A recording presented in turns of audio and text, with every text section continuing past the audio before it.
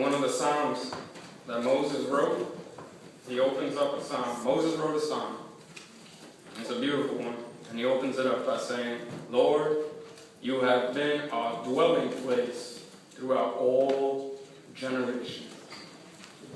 Lord, you have been our dwelling place, our steady constant, where we go and survive and live and thrive throughout all generations.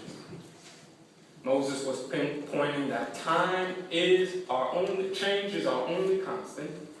Change happens to us all, and time moves on. And one generation comes, and one generation goes. But there is one constant that is just as sure as change, and that is the Lord. There is one constant that is just as faithful as the dawn, and that is God. And he says, Lord, you have been our dwelling place throughout all generations.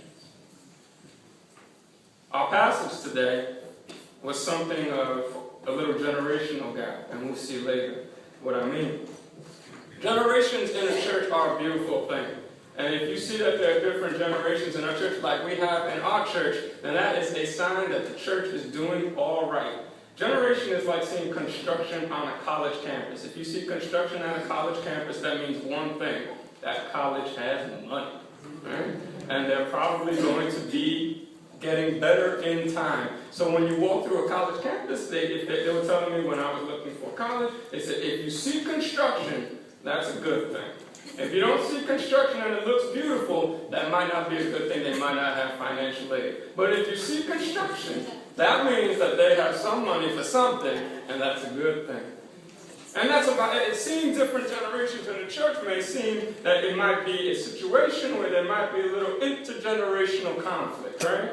Because the generations, as much as there's diversity with ethnicity, which is good but difficult, as much as there's diversity with gender, which is good but difficult, nonetheless, there is diversity amongst generations, which is good but difficult. Generations don't agree on stuff. Have a hard time. You may not always agree about music. You may not realize that Justin Bieber may be more musical than the Beatles. Oh, see the anger.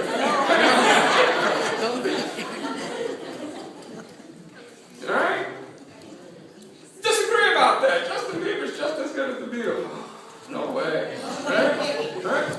You may disagree about music, but you can agree that God is faithful.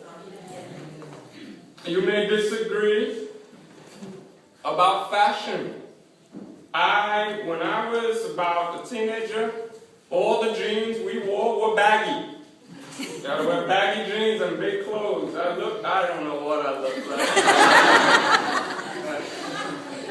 What was bad is I was so skinny, so all my clothes were so big. I'm still skinny. All my clothes were so big that when I wore a t-shirt, all you saw was this little stick hanging out of all this massive amount of layers, right?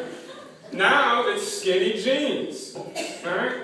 Before I look at pictures of my father when he was younger in the 70s, I don't know what they were thinking in the 70s with the bell bottoms and the massive collars and the ruffled shirts. I don't get it. At the time, that probably was cool. For younger generations, when they look at those pictures, they are astonished that that was cool. Meanwhile, older generations look at younger generations and what they wear, and they say, what are they thinking? The fashion sense isn't good anymore. You know what? This is awful. Generations may not agree on fashion, but they can agree that God's grace is so real. Generations probably won't agree on social issues. Social issues are always changing, and what the younger generation may think that's something that the older generation thinks is the most heinous thing in the world, they may not think is that big of a deal. While the younger generation may think that what may be the most heinous thing in the world, the older generation says, well, that's just the way life is. They don't agree on social issues, but generations can come together and agree that God is love and that God is faithful and that God is the one who strengthens us to get by. And that were it not for God, I don't know if I can make it. At times, generations have a hard time getting together because they look at each other with suspicion. But when you have different generations coming together, it is a beautiful thing because you have a chance to actually communicate and share with each other and learn from each other in such a way that you together as a church can grow and can move on and have a deeper understanding of each other that will make you so effective in ministering to everyone else outside of you. One of the most beautiful things about churches is that it brings together young with not so young or young for a while.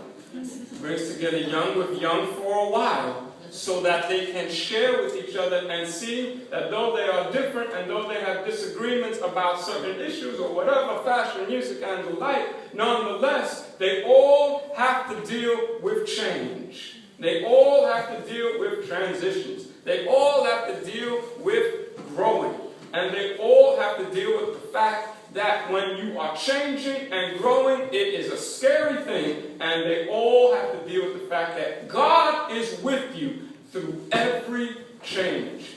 And when you come to realize that God is with you through every change, you come to realize how real and how powerful God's presence is in your lives. And that is where you can come together and maybe not agree on a lot, but you can agree that God is good.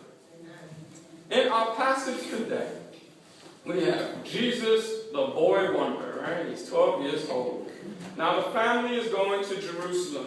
Now it's not just Jesus' family. It's a whole lot of people. People would make pilgrimages to Jerusalem. They would go in big groups. Many Fengwa buses, right? They would go to Jerusalem. And big groups would go at Passover, which was considered the heyday holiday for the Jewish, one of the big Jewish holidays. And so when you have a big religious holiday, what do people do? They go to church. Right? When we have Easter, what happens? We pack up. Right? When we have Christmas, what happens? We pack up. Why? Oh, good seeing you this year. Glad to see you all right. Right? You pack up. It's what people do on the big religious holidays. And so they took this long trek to Jerusalem. When they get to Jerusalem at the temple, Mary and Joseph go back. But they leave Jesus behind. Now, I know many a parent in here is saying, what type of terrible parenting is that? How in the world did you leave that 12-year-old boy behind for that long? How did you do that? And here's the deal. Since they traveled in massive groups, what was believed and what scholars of the Bible were saying, which was still today true, is that the men traveled with the men. The women traveled with the women and children. Jesus was 12. He was at an age where it was unclear. Are you going to now be traveling with the men? Since you are now, welcome to manhood, little man. Or you're still young enough to be traveling with Mary and the women and children. So since the groups traveled with each other, Joseph is walking and he doesn't see Jesus and he's saying, oh, he's with his mama. Meanwhile, so let me keep going and continue talking with the men. Meanwhile, Mary is saying, well, this is Jesus' first time as a man, so he's traveling with his dad, he's traveling with Joseph and the men. At least I get this time off with having to take care of this kid, and now I can just hang out talking with the women. So both of them, for the whole day, assume that Jesus is with the other group. Because Jesus was now at a transitional in-between age where it was unclear, is he a kid or is he now grown? And because the two sides never really checked up on one another, they just assumed, well, he's at that age now, and the other side, assumed, well, he's at that age now, because the two because of a generational gap in some sense, they did not check up on each other. Jesus got left behind. And it took the whole day until nightfall for them to all of a sudden realize, where's Jesus? And so now they have to go back to Jerusalem, and they spend 3 days looking for 12-year-old man-child Jesus. 3 days. Do you know how frightening that is when you think a kid's missing? When I was growing up, there was many things I was scared of. The rapture was one of them. All right? But kidnapping as a kid, there was someone in my family who got kidnapped. And it was a very frightening thing. My mother and my father, don't. Halloween was